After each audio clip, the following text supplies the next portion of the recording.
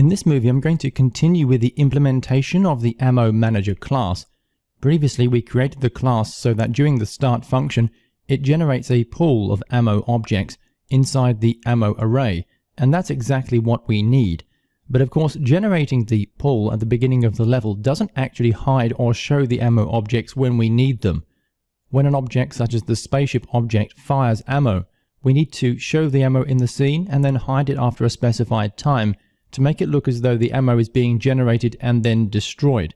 And really, we haven't got any functionality right now to do that. To implement that functionality, I'm going to be using a special kind of object called a queue. This is part of the .NET or the Mono framework, and the way the queue works is that it's a special kind of list.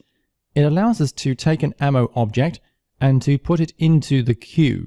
Then when an object such as the spaceship fires the weapons and we generate ammo, what we're going to do is we're going to take the first ammo object in the queue and make it visible.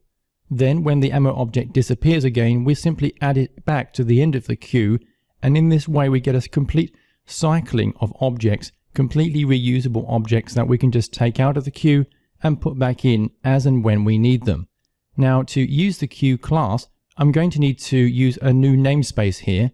So I'm going to move to the top of the source file and choose using system.collections and .generic. This will give us access to the queue class here. I'm going to scroll down further inside the source file and add a new object for the queue class. So I'm going to choose public and I'm going to select queue. And here I have to enter the type of object that it's going to be. And I'm going to specify a type of transform.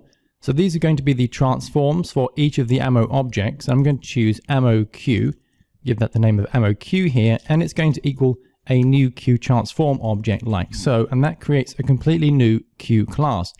Now, of course, further down inside the start function, when we're generating the ammo array and we're populating the ammo array object, I want to add all of the newly generated objects to the ammo queue one by one. So each object is going to be added to the end of the queue one after another.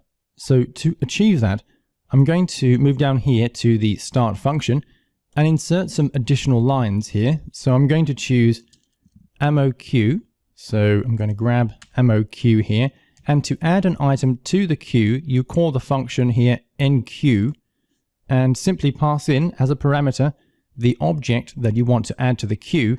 Well, in this case, it's going to be object transform because this represents the transform of the selected ammo array object here. So I'm going to pass object transform into the queue.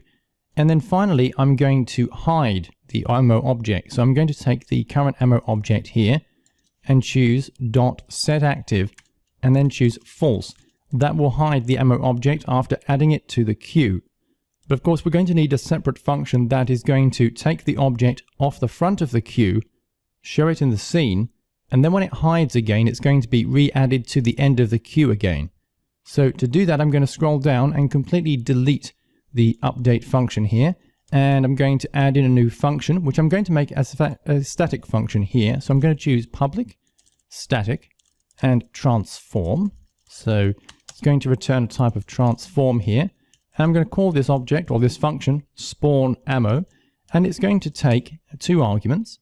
They are going to be the vector3 position, which is going to be the position at which the ammo should be moved when it's spawned, and then the quaternion rotation object here. So this function is going to allow us to take an ammo object, spawn it at a particular position and orientation, and what this function gives us back is the ammo object that has been spawned. Remember, when I say spawned here, I'm not really suggesting that the ammo object is instantiated dynamically. We did that at the beginning of the level when we created the ammo pool here. All I mean is that the object is going to become active and visible, and when we no longer need it, it's going to become hidden again and added to the end of the ammo queue. We'll get started at implementing this function next.